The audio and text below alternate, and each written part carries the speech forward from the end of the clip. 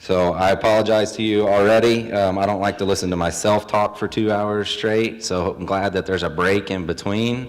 If you have questions or comments or just have a really funny sheep joke along the way and you feel like the audience is slipping away, just stop me and we'll entertain. So pleasure to be here. Thank you, Dr. Allison Crane, for inviting me to come speak, and see if we can get this hooked up.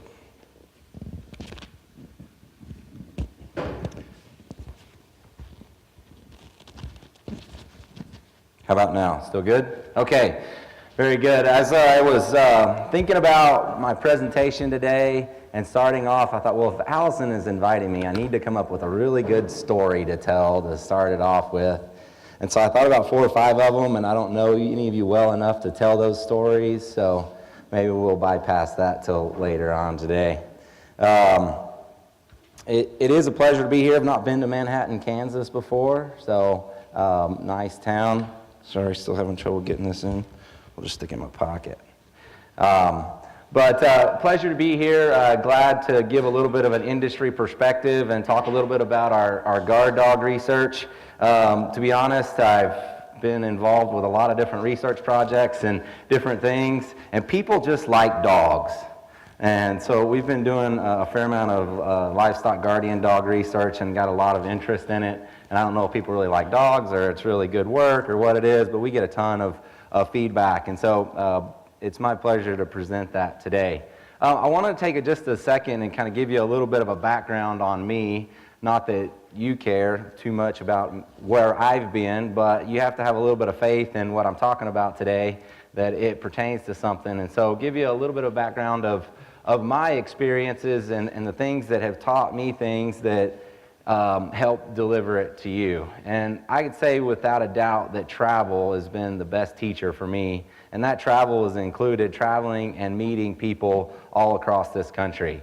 I grew up in Texas myself, a little small place in Utopia, Texas actually is the name of the little town, a little pretty valley that I grew up in, raised sheep and goats on a small operation, and my parents also have a meat processing plant and a restaurant. So we were vertically integrated before the poultry industry. You know, they modeled their stuff after us, I like to say, but they were a little more successful at expanding it. We still just have a few sheep and goats and a little meat plant and a little cafe. So, but I grew up there, went to Texas A&M. Of course, as a youth, we showed lambs, and that's what really developed my passion for the industry, was showing club lambs. I went to Texas A&M, got an animal science degree. Didn't really plan things real well, finished that degree and didn't know what I was going to do. And they're like, hey, you should go to grad school.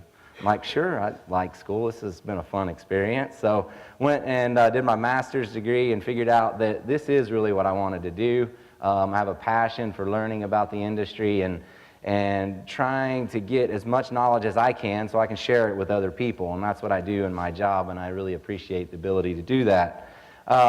And so I got my master's degree at New Mexico State, a really good institution, and got my master's degree in reproductive physiology, but it was mostly in a classroom setting. It wasn't until I went to get my PhD at Montana State that I really opened up my eyes to a different world, because I'd grown up in Texas and most of the management was the same. It's kind of pasture conditions. It's really not that hard to raise sheep in Texas. You just open the gate, you turn them out, and keep the coyotes out of them, and that's it. It just grows grass year-round. It's pretty simple. The cost of land and getting into it is a bit of a problem, but it's not near as challenging as when you move into more northern climates where you got to feed them for half the year and do a lot of other management things. And so when I went to Montana, it really opened up my eyes. I'm lucky I didn't freeze to death because I was pretty naive, and the first week I was there it was 25 below with a 25-mile-an-hour wind, and that's dangerous. That can kill you. I wasn't quite aware of that and put myself in positions where the good Lord let me get through it. But I learned a lot, and a lot of that is because it opened up my eyes to different ways that people raise sheep and goats and make a living off the land. And then I thought I really knew it all. Okay, northern environment, southern environment, and then I go to North Dakota, and the Benzes taught me a lot about sheep production there. And it is even colder in North Dakota than Montana. I didn't think that was possible. That was a good warm-up. Montana's just a warm-up period to get to North Dakota. And, you know, I learned a lot there because in the Intermountain West, it was still a grazing environment. Then you go into the upper Midwest, and it's all confinement operations. And I hope you appreciate this, just because there's different ways of sheep production all across the United States, and it all produces a fabulous product. And the goal is we just need to produce more of that product because we have a fantastic demand that's going on in the United States right now. And so hopefully I've learned enough over the years to be able to present some good information to you today. And not all of this is my opinions. It's a pretty validated opinions based off of working with a lot of people across the country in a lot of different settings. And so I like quotes. It makes me stop and think. I hate inefficiency. And so if there's anything that I'm doing that I could be better at, I need to stop and think. And I think quotes do a good job of making us stop and think. And so I like this quote from Steve Jobs. Innovation is the ability to see change as an opportunity, not a threat. Okay, innovation is the change of opportunity, not a threat. How many of you hate these things? Right? They control our world now. But they also open up us to do so many things and so much more effective because of them.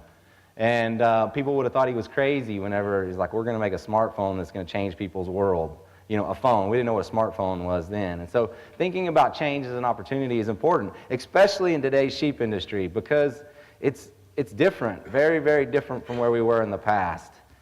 Even from 5 years ago, the markets that we have now, the technology that we have now is different. Within 5 years, it's changed.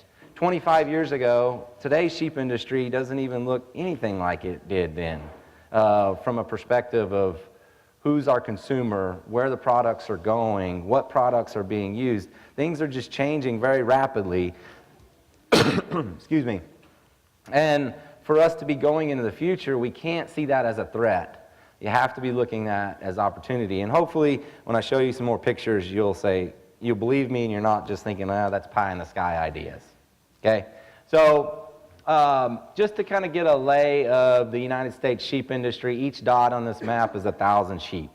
And so I like this map because it's able to visually, I like pictures, see kind of where the industry is. And where things are going on. So here's San Angelo, kind of where we're located, and where I work is right in the heart of the sheep and goat industry.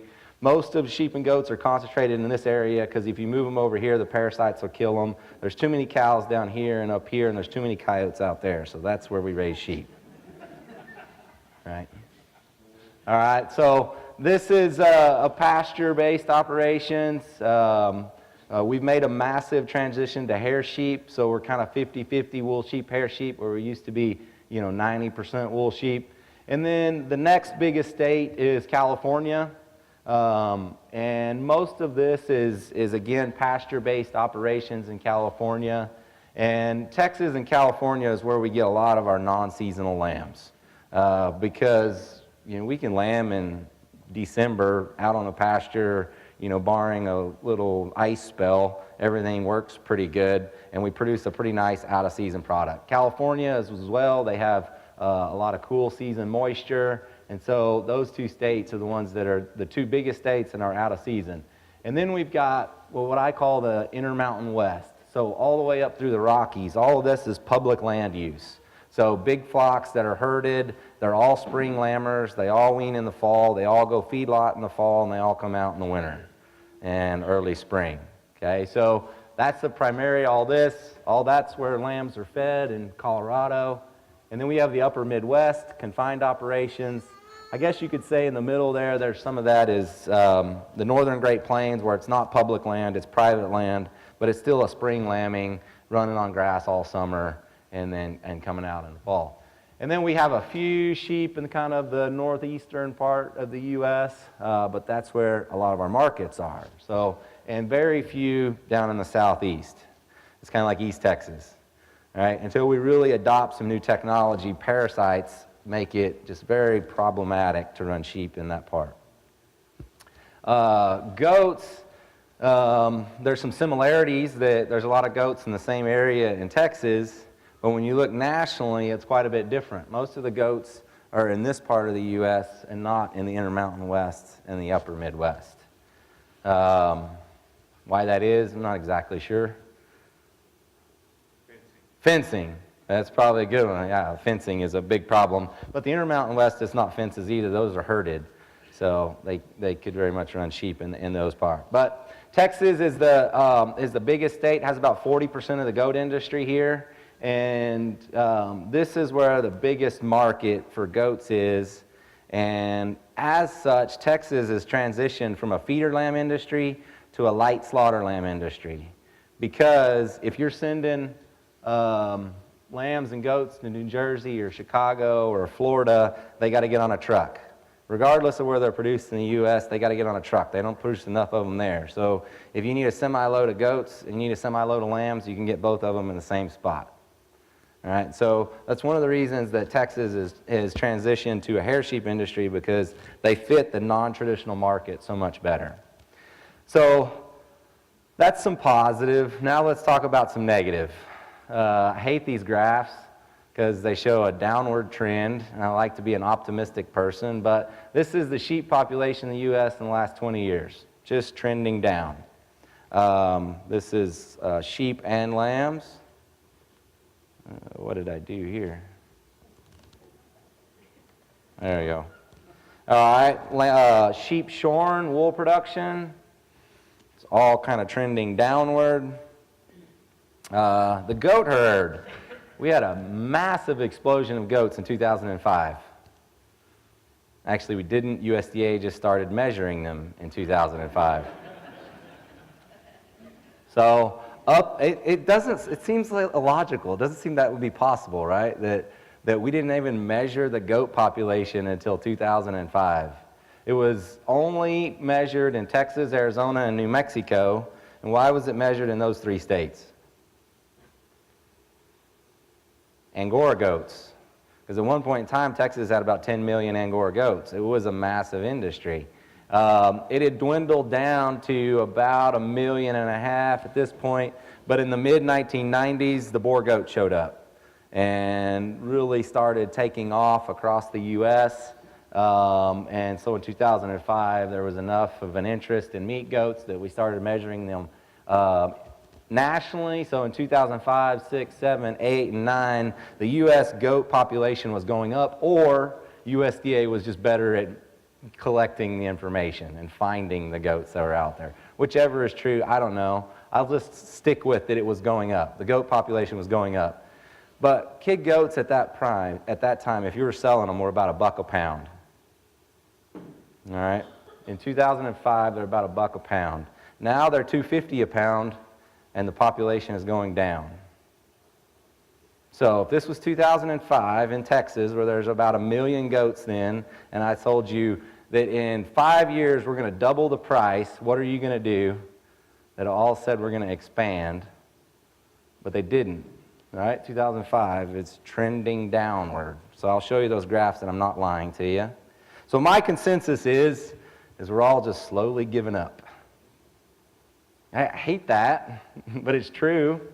All right? It's at some point in time there's an end to the sheep operation that we're running. Now there's people that are motivated, that have a next generation, that are very optimistic about it, but there's a big part of the traditional folks, and they're probably not the ones that are in this room, that are thinking, yeah, there is an end somewhere. You know, we're slowly giving up. Not that their flocks are decreasing in size, but they get out. One person gets out. The people that get back in are small flocks. They don't have that land access, so it takes a bunch of 10 and 20 head new flocks to come in to make up for a 2,500 head operation that goes out of business.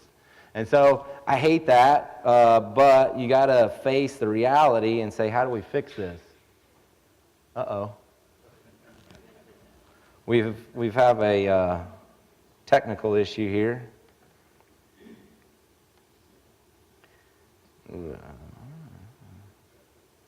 Can you see that?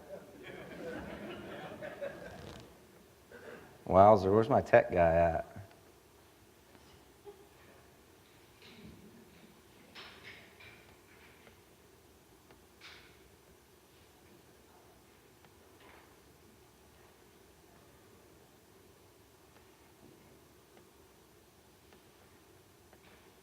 All right. The next one's off. Ooh, it's like watching a home movie. I'm going to have to do this again on the next slide, but this has squished it all together, and it's kind of hard to see here. But this is hair lambs and wool lambs that are sold in San Angelo at about 65 pounds from 2010 to 2016. We saw 11, a massive increase, really fast. You never want to see that in an agricultural commodity as something go up very fast, because what comes right after that?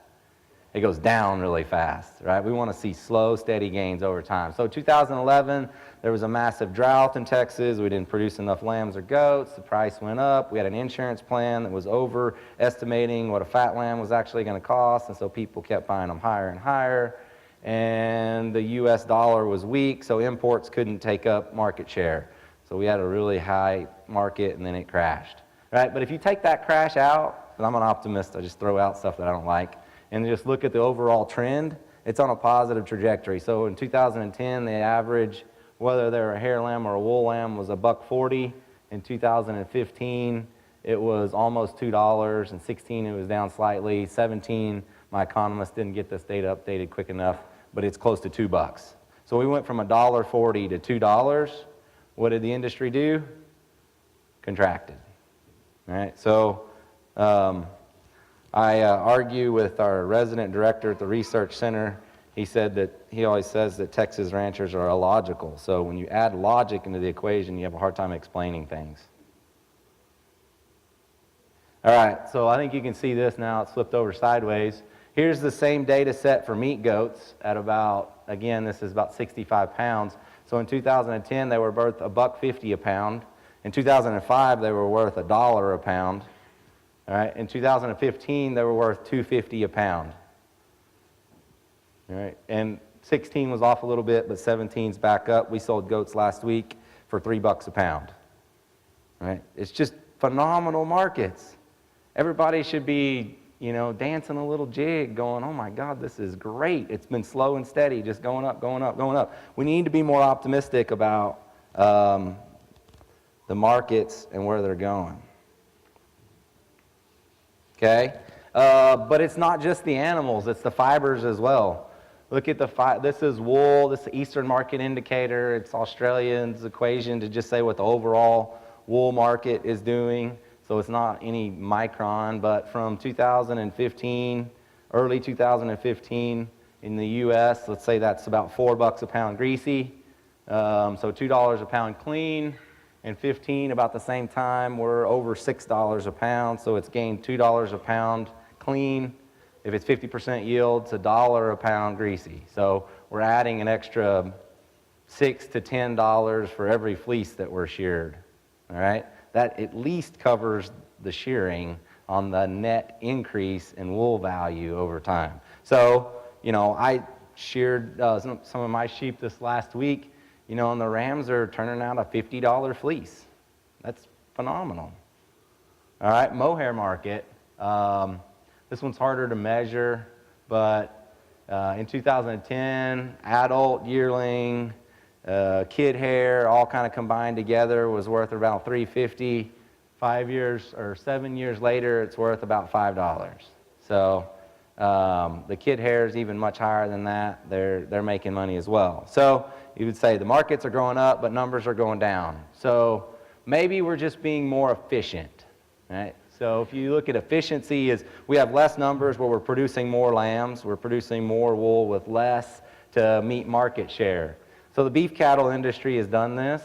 The blue line is their inventory. Inventory was going up in the beef industry up and through the mid-70s, and it's kind of been trending down, but we tend to be a major exporter of beef because of production efficiency.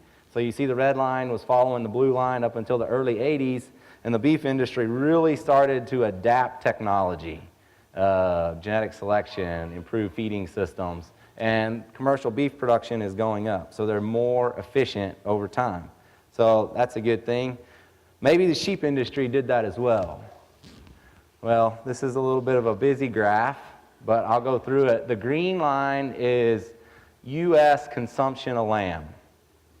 So from 1996 to 2016. So the green line is going up.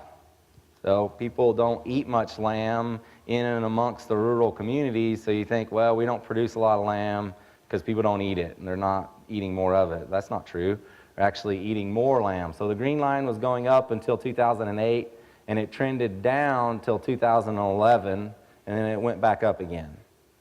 So why did it go down in 2008, Allison?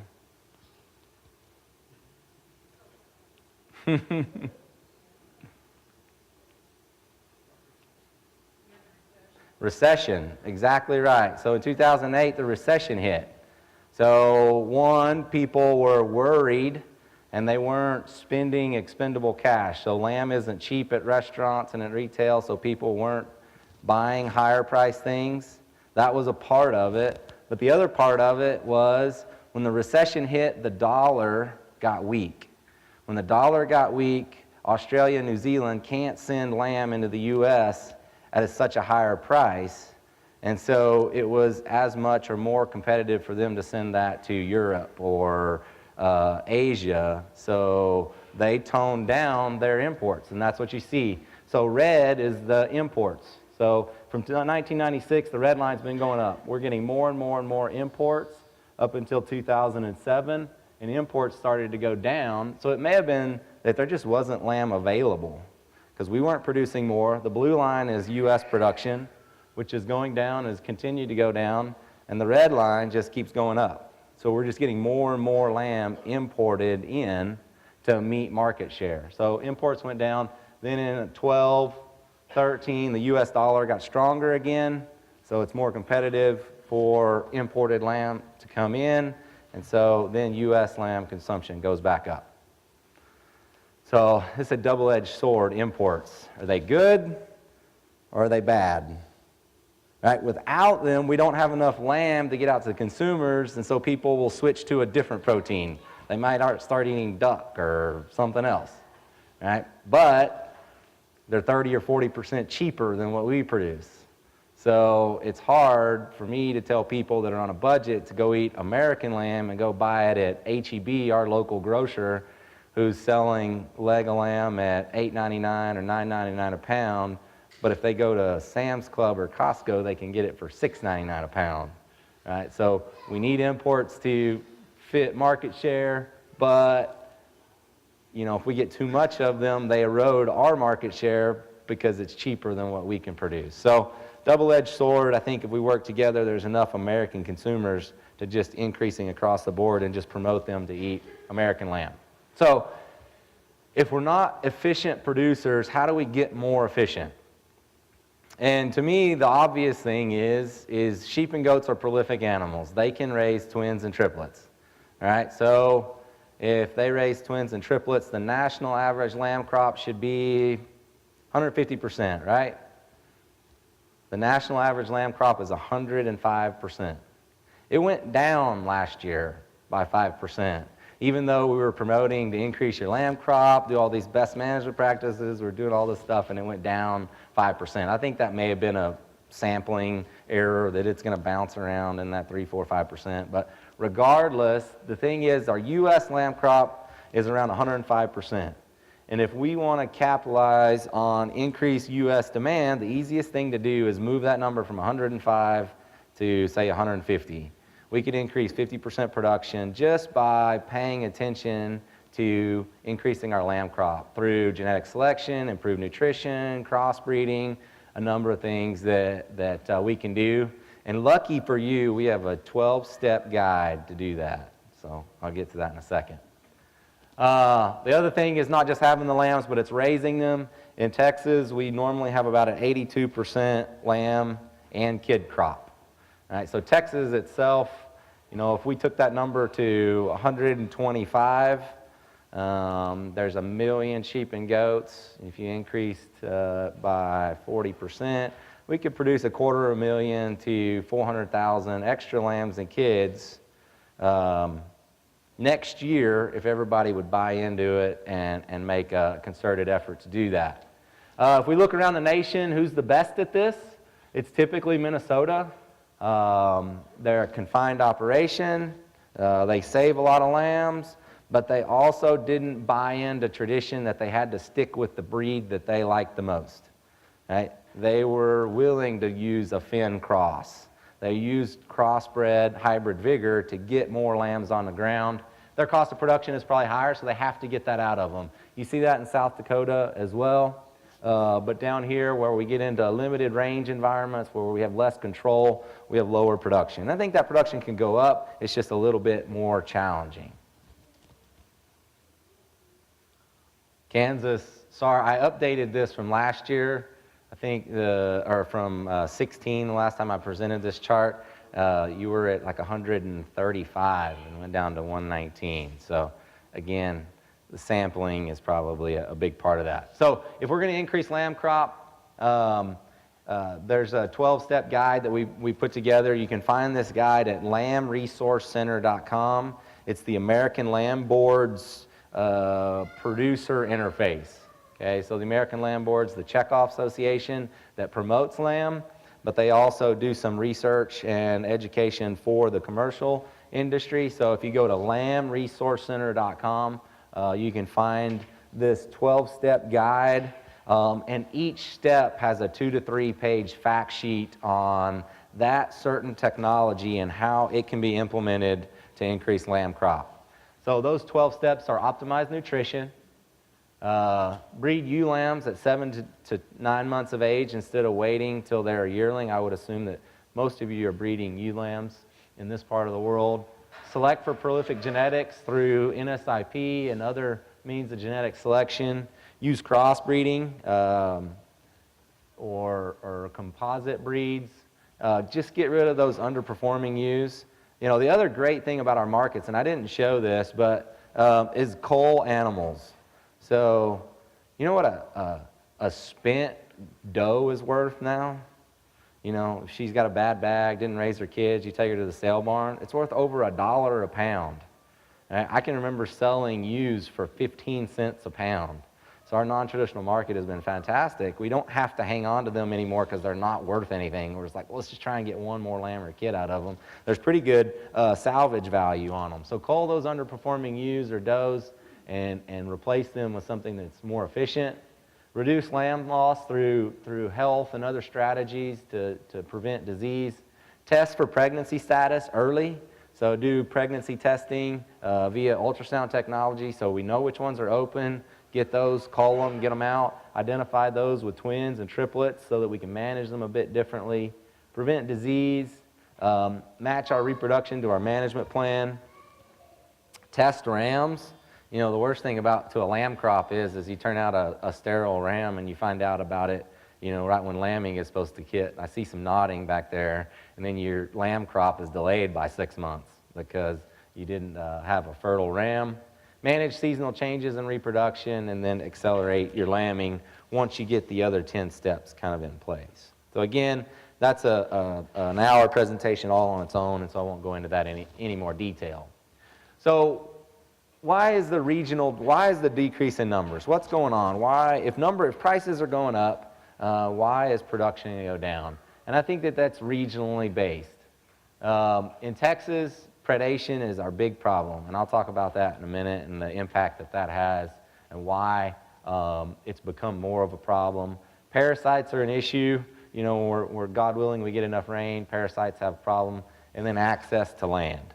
A lot of land in Texas is being bought for recreational use, for deer hunting, and they're just quitting sheep and goats altogether, and even cattle in some instances. And so we're choosing recreation over food. In the Intermountain West, we've got public land issues. If you follow ASI and their publications, the bighorn sheep, the sage grouse, the wolf, the grizzly bear, the Californians, just lots of issues that the public lands has, their cost of production, and their seasonal markets. The markets are really good, but they're not great if you're doing it the way everyone else is doing it. And you're selling at the same time everyone else is selling. And so I'll touch on that just a little bit. I don't know, maybe running out of time here. And then throughout the Midwest, infrastructure and labor. You know, if you don't have labor to help in these higher labor operations, or if your barn falls down, you know, it'll put a person out of business. All right, so we have two distinct lamb and goat markets, and you probably are already aware of this, but if you're not, you should be. We have a traditional lamb market that is more like what we think of the beef industry. Lambs are finished to 135, 145 pounds. They go to a processor. It's sold as primal cuts. That goes to 60% of that lamb goes into retail stores, 40% of it goes into restaurants. Just like we would think of beef, pork, chicken.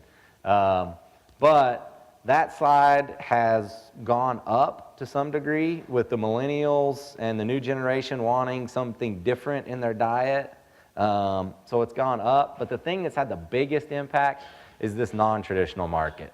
So non-traditional markets are typically ethnic consumers that want a different product. They want a young lamb or a young goat. They want a lamb somewhere between 60 and 100 pounds, closer to 60 than 100.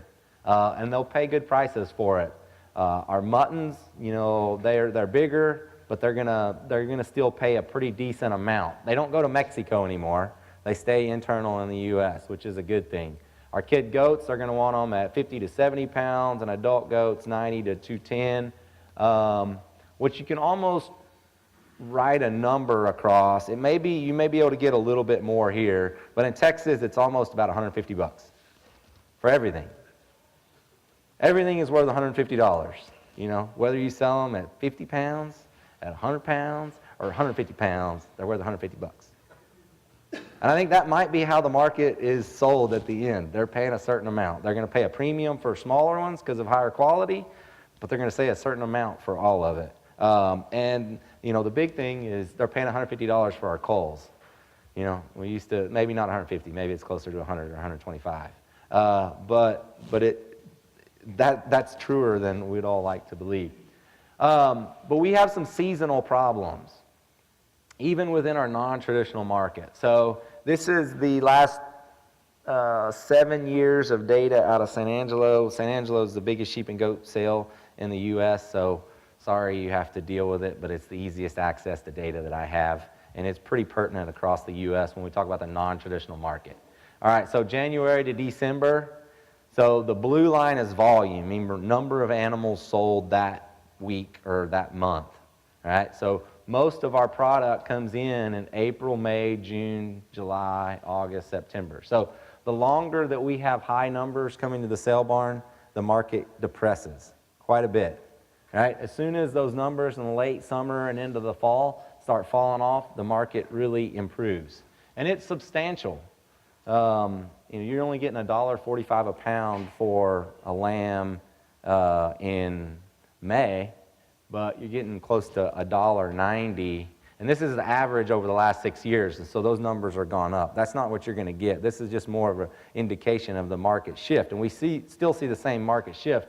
It's just at higher prices now. And so if everything seems rosy and you're like, well, the market's up, I'm going to keep raising sheep, but I'm still selling them in June and July like everyone else, I may not be making money.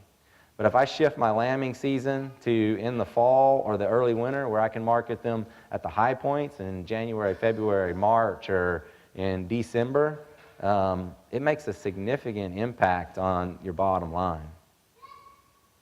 And we see a very similar curve in meat goats as well. I didn't put that up here. But don't be mistaken, that end consumer is still paying the same price the whole time.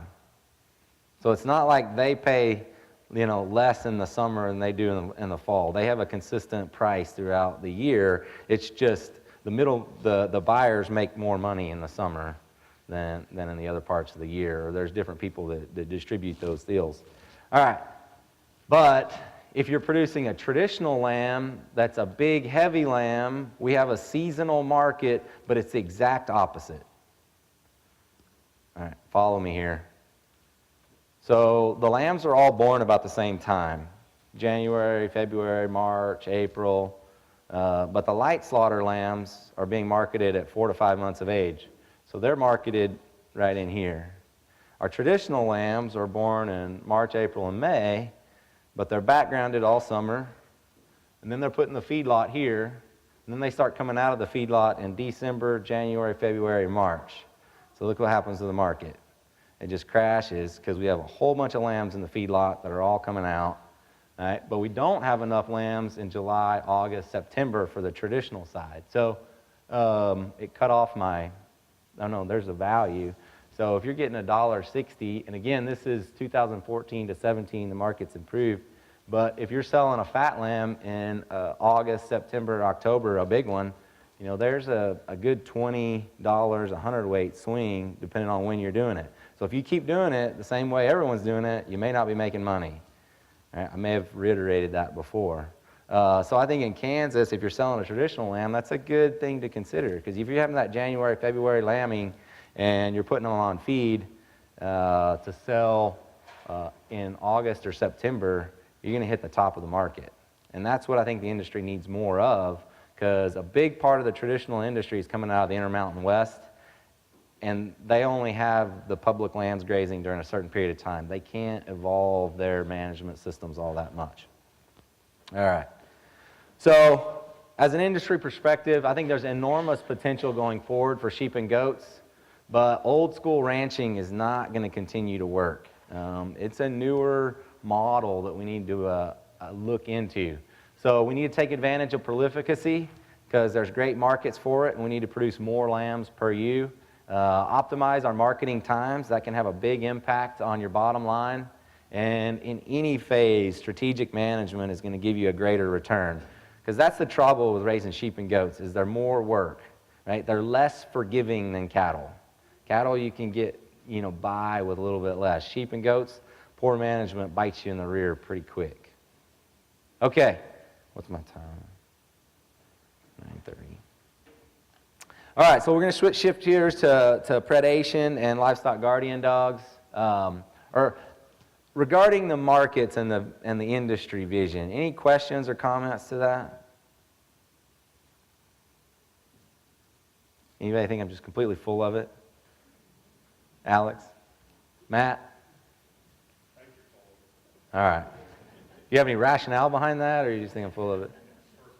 Personal experience, yeah. It's the most important, right? Okay, so predation. We've started doing quite a bit more work with livestock guardian dogs, because predation is the biggest problem. If you remember that map in Texas where, you know, all of the sheep and goats were, when everybody was raising sheep and goats, that area was essentially devoid of coyotes. Like, ranchers said that they remember one coyote howling, and then there was a lynching party that went out that night and killed it. Right? And this is in multi-counties. If there was a coyote killed, it made the front page of the paper. Now they're killing 5, 10 coyotes per month across their entire place. And it's because so many people have gotten out of the business that there's places for them to live all over, and so that communal protection has gone away. So there has to be a new model for predator control, and we think livestock guardian dogs are a big part of it.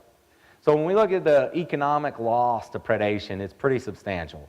Nationally, we lose about 4% of the lamb crop nationally. This isn't really measured in goats, so I kind of have to make some assumptions here. Stick with me. We lose about 4%, and it costs $20 million, and that's the sheep industry. When you have Texas, because we have so many goats, and our predation rate, USDA says it's 10%, but they only measure loss after docking, which is after 30 days of age, basically. So anything that dies before that doesn't get measured, and we lose half of our predation before the first 30 days as opposed to half of it. So they underestimate it by 50%, and then they don't measure it in goats, so you double it. So it's pretty fair statement to say within Texas we lose 20% of the lamb and kid crop annually. Tell me that of any other livestock commodity that would bear a 20% loss, you know, straight across the board. And why do we bear that? Because grazing is cheap. You know, lease is cheap. You're only spending $20 a year in lease fees on a ewe or a goat a year. So you can bear some of this, but if we can prevent it, we're even more profitable. So $20 million nationally for the lamb crop, $20 million in Texas alone due to predation. So it's a significant problem. And that's just lambs and kids. If we look at adult sheep, it's about 1.8% of the national flock at 12 million. In Texas, It's 3.2% of the sheep industry, and I assume that the goats is going to be fairly similar because we have similar numbers. So we're about $5 million for adults. So in Texas alone, we lose $25 million a year due to predation. And traditionally in animal science, we had left predation to wildlife services. You know, we studied nutrition, reproduction, genetics. Predator control wasn't one of our core classes within animal science. So we traditionally just hadn't thought about doing research and doing investigation in this area. But, you know, from my own personal experience, I wouldn't be here today if it wasn't for that dog's genetic background, okay? Whenever I was 9 years old, I can remember the stress in my dad's face that we were losing animals every night. We had to either pin them at night or there was a coyotes coming in and killing them, and we tried everything. We had the collars, the guns, the snares.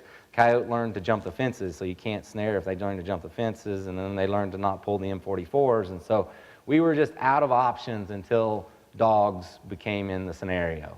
And they basically solved the problem. You know, in 1 year, we had lost more to predators than the next 25 years of dogs. You know, it is remarkable what they can do, and yet in Texas, only about 20% of the industry uses them. You know, wow, how can that be? And one of the main problems is lethal control did work for so long, it's hard for people to change their mindset on this. But anyways, whenever I took over the job 3 years ago in Texas, I made a commitment that we need to train people to understand how to use these dogs because they can be a problem. And whenever it kind of was fortuitous in the sense that whenever I started working, Dr. Walker, who's our resident director, is a big fan of dogs. He worked at the U.S. Sheep Experiment Station. They use dogs, as does most of the Intermountain West, because they're more herded operations and it's easier to implement a livestock guardian dog program whenever you have a herded operation.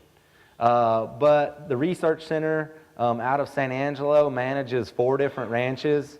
The one in San Angelo is about 1,000 acres. There's 3,500 acres in Sonora, which is an hour and a half south of us. There's 5,000 acres.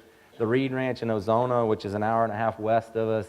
And there's 4,700 acres at the Menard Ranch, which is an hour and a half east of us. So we're very spread out all over the place, and predators are imminent.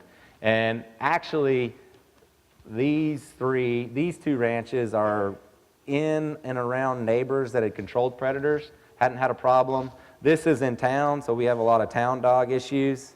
But at the Martin Ranch, which was donated to Texas A&M in 2008, in 2009 they took over control of it and raised a 25% kid crop and lamb crop. It was horrendous. All right. In 2010, they implemented a livestock guardian dog program. By 2015, they're producing 125% kid crop off the range, which is 50% higher than the Texas average. All right.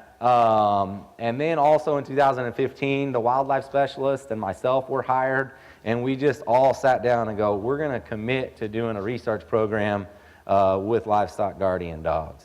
So one of my first efforts was I wrote a grant to the National Sheep Industry Improvement Center, and we did a Cooperator project. We found 6 ranchers that were willing to work with us, whom had no livestock guard dog experience before, who operated pastures of 500 acres or more, so big pastures that were all brushy and hard to control, because we wanted to test to see how effective these dogs were. We ended up putting out 22 bonded livestock guardian dogs that were ready to go to work that you just turned out. We tracked their lamb crop, and then we tracked the dogs with GPS collars. If you want a lot of problems in your life, be responsible for 22 dogs that are just turned out all at one day. Whenever I talked to the supplier about it, and I told him what we were going to do, and I said, we're going to be putting GPS collars on the dogs and tracking where they go, and he went, oh, I need to make sure that you can catch them. I should have went, hold up. We got a problem here, because the dogs that we had been used to, most all of them were fairly easy to catch. I mean, They didn't love people, but you could get your hands on them. And so I should have stopped. And we had a big issue because a lot of the dogs actually went pretty feral after we released them. And he had a good program, but he was turning dogs out to people that herded their sheep. So there's a herder and all the sheep, and they all stay together, and the dog's going to stay with the sheep, and so it's all together. But we're turning them out in 2,500 acre pastures where there's no person there, and there's sheep just scattered everywhere, and the dogs just went feral. This is one of the places that we were able to catch a dog. We actually didn't catch a dog. He had a dog went missing, and we caught a dog off another place and put it out here, and we put a GPS collar on it before. We turned it out, and we were lucky enough to catch it and get the data back. All right, this is 2,500 acres, and this is the dog's movements every hour for 60 days. So what can you tell from the map? This star is where his dog food is and where a water source is. This is dog food, this is water. So there's 3 waters in the pasture. There's 3 different dog food stations. What is the dog doing? There's actually 4 dogs out there. We couldn't catch the others to put a GPS collar on it without a tranquilizer, and that wasn't in our AUP.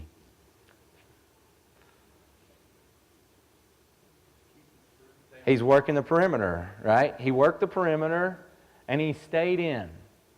Except for once, maybe. The other line is whenever it came in, and up there at the top, this place had a 300-acre trap.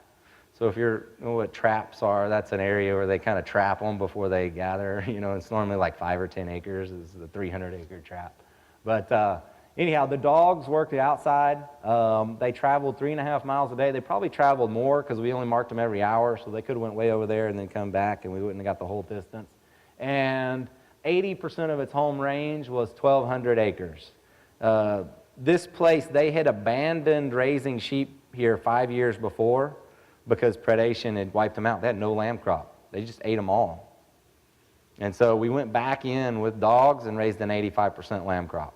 And it was new sheep and a new place, and they don't adjust well. We pretty well prevented predation with 4 dogs in this area. So as an extension specialist, lots of times we come in here and talk in this, and I have no idea if this ever has an impact on any of you in this room or not. Maybe I wasted your hour, entertained you for an hour, I don't know. But I know this guy is expanding his operation because we put a technology out there for him. So it makes us feel good for it. Here's another, this is 2 dogs on 1,000 acres, and both dogs are tracked. The red line is the perimeter, and this is 40 days, okay? So a very similar looking scenario that they are working the perimeter of the operation all the time. The sheep are seen in the center of this pasture all the time, but the dogs are with the sheep, but they're staying out on the perimeter. They had 135% lamb crop. Their neighbor had a 30% lamb crop. Right. Brand new operation, never had dogs before at all. That was 2 dogs. You can see that they went in pairs. The 2 lions are kind of following each other the whole time, so they worked in concert. Again, they traveled about 3.3 miles per day. This was their home range was 576 acres. You can see because they're pushing it on the outside. They're pushing predators away. So the results of this were kind of scattered.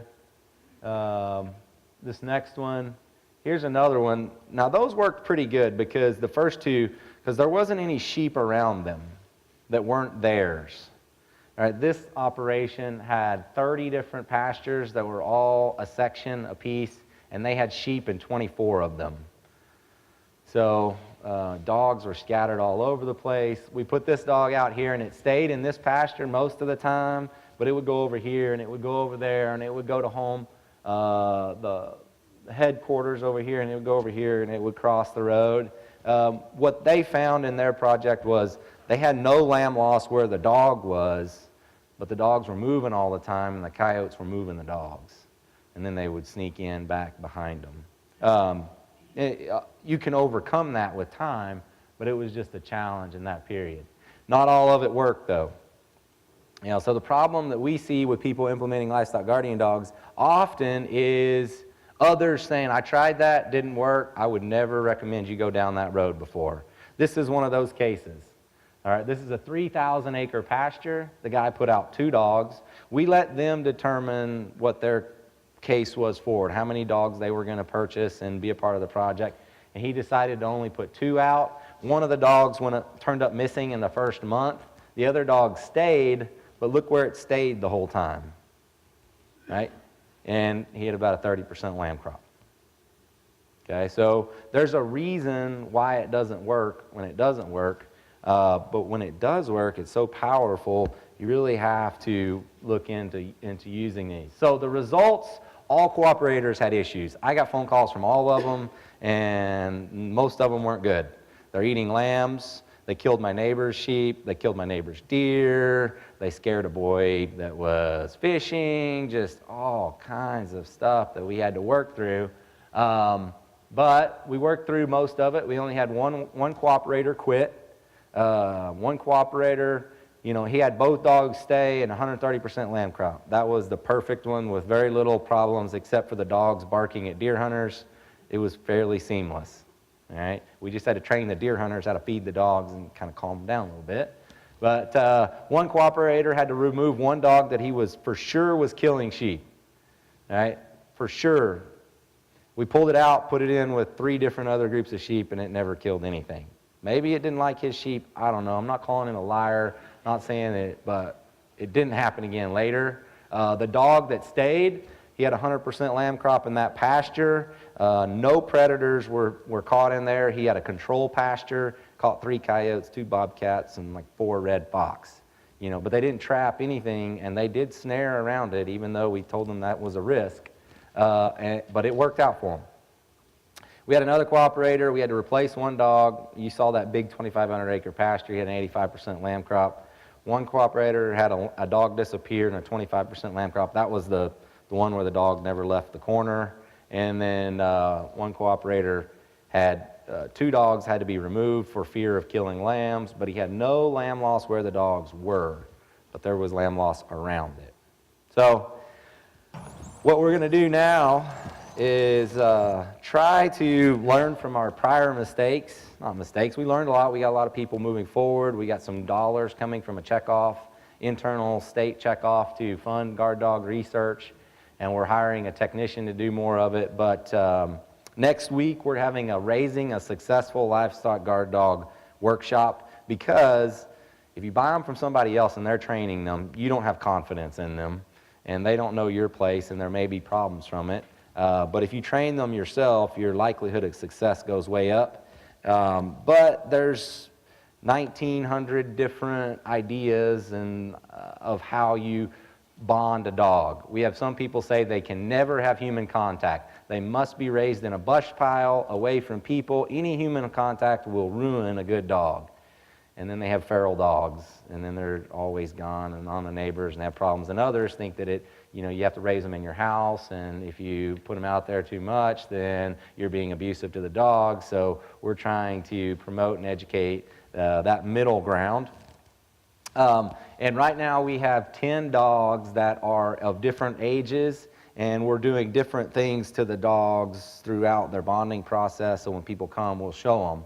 And one of them is exposure to newborn lambs, because guard dogs, you know, maybe there's some great genetics out there that'll never do this, but most of them, when they're this age and they're puppies and they're playing, they get too rough with lambs. And you have to teach them that early on, or you'll have a problem. So you need a good ewe that's pretty proud of her dog, of her sheep, right?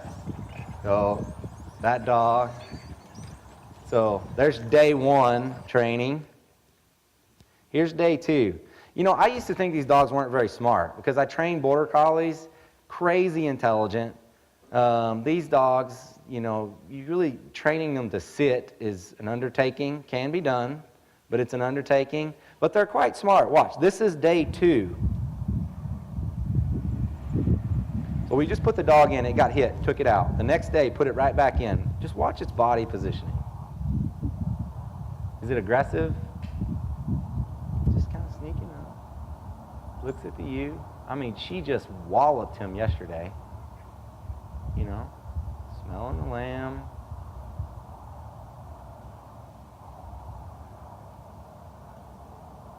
wants to check it out, but understand something's going to happen if it's too rough. So there is a lot more training of these dogs that can be done that we don't do. And so we're moving in this direction. If y'all have any follow-up questions regarding livestock guardian dogs, one of the earlier slides that I had there,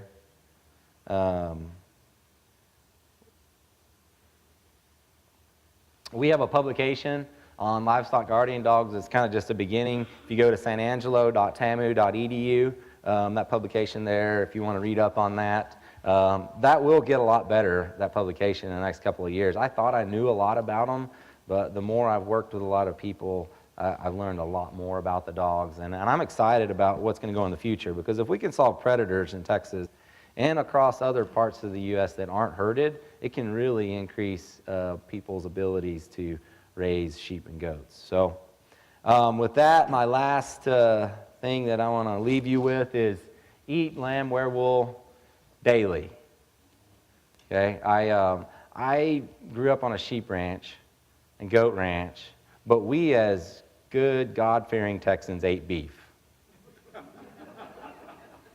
And it was a long time before I went, why do I so dedicated to beef? I mean, I love beef producers and beef people, but you got to support your own. And it wasn't until 2012, to the major crash, that, we ate lamb, but it wasn't real regularly, to make a commitment to eating it all the time. I ate lamb at least once a week, and then in 2015, from August of 2015 to August of 2016, I ate lamb every day of the year. Every day of the year. You learn a lot about recipes, what works, what doesn't work, and so when people ask you about your product, you have a lot of experience to speak from. And I'll tell you for sure that my perception today versus 5 years ago is very different. I used to think, oh, it's just from bad producers, it's old sheep. I eat mutton all the time now too. But there's certain things you do and certain ways you cook the different products, and so we have to be great advocates. And it's not just for you, it's more for your community or your reach, because I had no idea that I had that much influence on so many people. There is hundreds of people within a year that come and talk to me about eating lamb that had never eaten lamb before, just because they knew that I did it all the time, and I share that stuff on Facebook, and I talk about it at meetings. And so you'd be amazed how many people will do it just to support you, because they like you as people, because you're all nice people, right? There's a bunch of people that like you. Gosh darn it. So eat lamb, wear wool daily. This is my ram burger. This is my generic filet mignon of ram. So wrap bacon around ground lamb. So this ram was a ram that butted my wife, and I told her, oh, come on, he's not that bad. And then he butted my daughter. And then he wound up on the barbecue pit. All right? So it's harder to eat lamb daily, but wearing wool daily is not difficult, right? If you have never worn a pair of Kent wool underwear, 100% wool underwear, your crotch will thank you. It really, you would never think wool underwear. Try a pair. Kent wool, they do amazing things for the wool industry. They promote wool to beat all get out, and they produce great socks, but try their underwear. And then my Allbirds. I wear Allbirds every day. Anybody heard of Allbirds? Okay. It's a wool shoe. So they weave it and then felt it so it doesn't shrink, so it doesn't stink. I wear them just every day. They're just as comfortable. You're probably not going to work sheep. If they step on your foot, it does hurt.